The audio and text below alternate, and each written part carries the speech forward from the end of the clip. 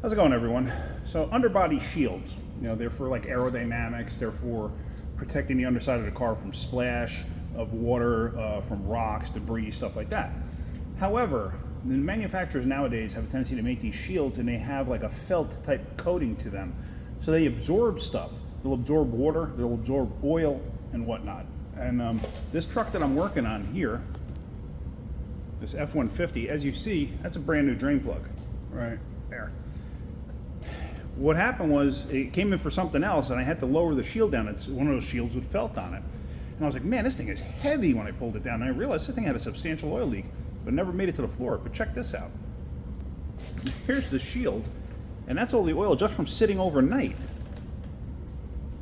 That thing held however much oil in it, but that's why I don't like it, because the problem with that is when you have that felt stuff, you may not know you have a leak. Anyway, that's it. Have a great day. Keep wrenching.